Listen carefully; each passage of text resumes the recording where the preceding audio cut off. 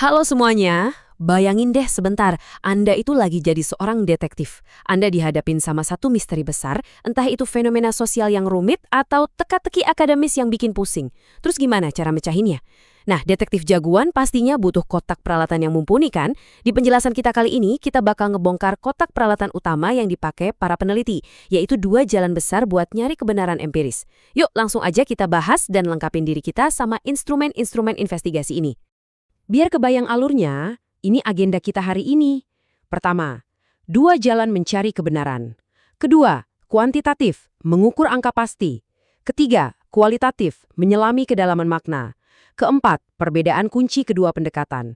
Dan yang kelima, kolaborasi, menggabungkan dua dunia. Oke, kita masuk ke bagian pertama, dua jalan mencari kebenaran. Tiap peneliti pasti bakal ketemu sama satu titik persimpangan ini pas baru mulai investigasi.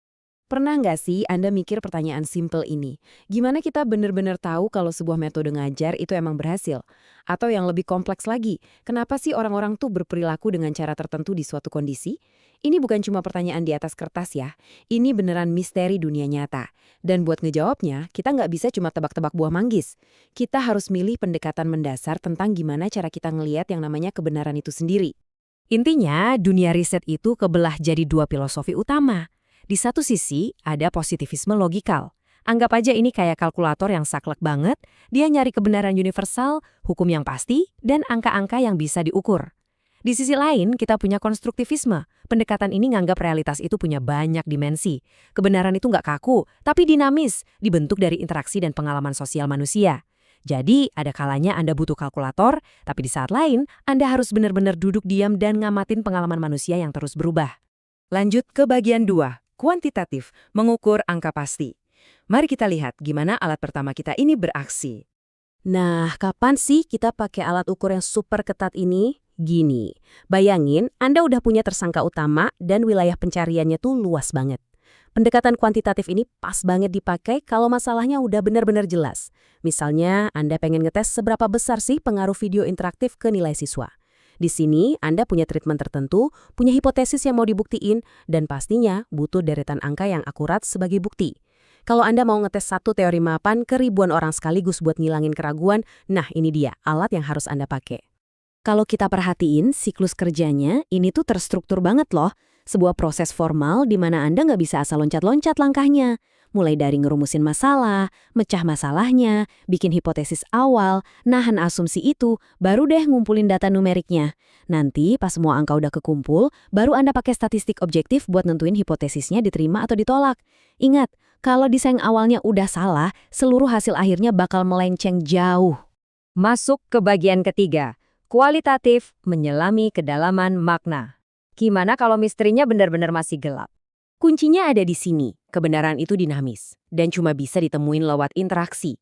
Kalau Anda mau paham makna tersembunyi, misalnya, apa sih pandangan asli seorang manajer ke anak buahnya? Anda nggak bisa cuma nyodorin survei pilihan ganda. Angka tuh sering banget ngilangin makna aslinya. Anda harus naruh kalkulator Anda, turun langsung ke lapangan, ngobrol di lingkungan alami mereka, dan nangkap realitas yang kompleks itu.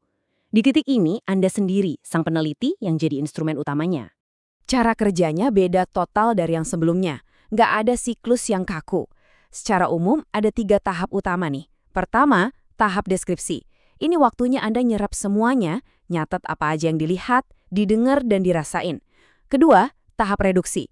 Dari semua info yang numpuk tadi, Anda mulai saring dan fokusin ke hal yang relevan aja. Dan ketiga, tahap seleksi. Di sini, Anda gali fokus itu lebih dalam lagi buat ngebangun tema atau wawasan yang benar-benar baru.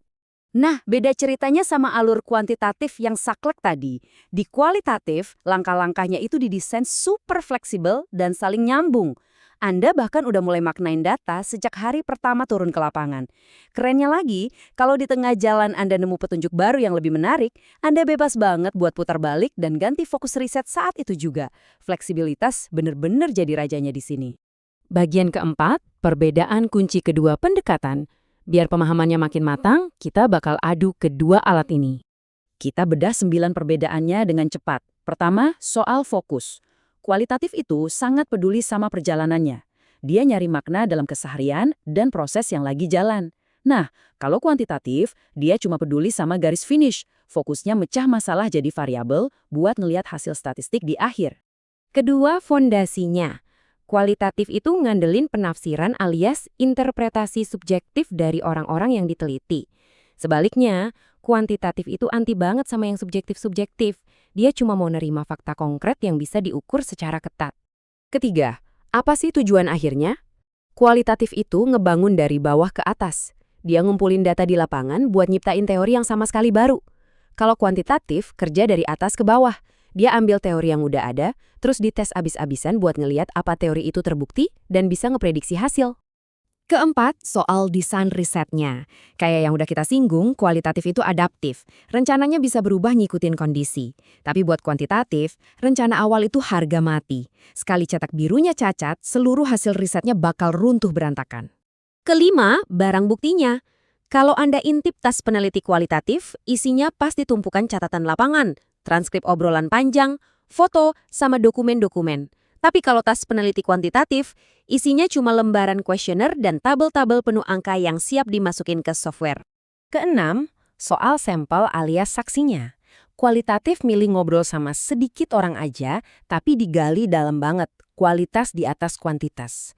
Sebaliknya, kuantitatif butuh sampel yang masif. Semakin banyak dan mewakili populasi, semakin akurat tuh realitas statistiknya.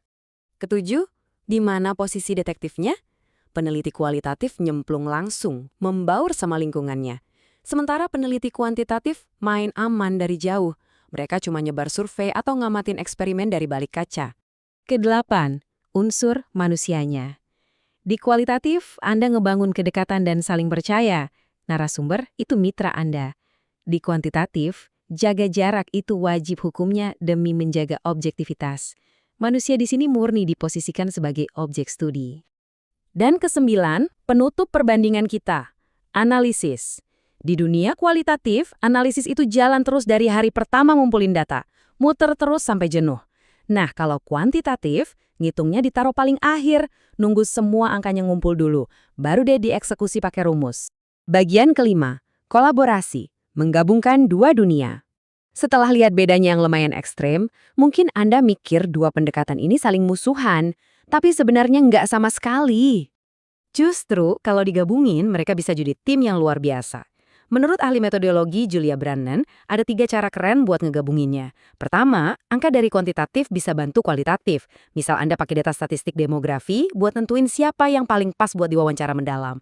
Kedua, sebaliknya, hasil ngobrol-ngobrol kualitatif dipakai buat nyusun pertanyaan survei yang jauh lebih tajam. Ketiga, bobotnya dibikin setara. Anda pakai survei barengan sama wawancara, biar nggak ada celah informasi yang lolos. Hasilnya, riset Anda bakal komprehensif banget.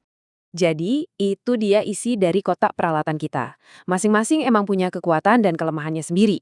Kuantitatif juara soal skala dan objektivitas, tapi kualitatif jagonya nangkap sisi manusiawi yang nggak bisa diwakilin sama angka. Nah, setelah nonton penjelasan ini, pertanyaan besarnya buat Anda. Pas nanti Anda nemu fenomena misterius lagi, akankah Anda ngitung angkanya secara kaku, menyelami maknanya secara dalam, atau gabungin aja dua-duanya? Coba pikirin deh. Terima kasih udah dengerin penjelasan kita kali ini dan selamat meneliti.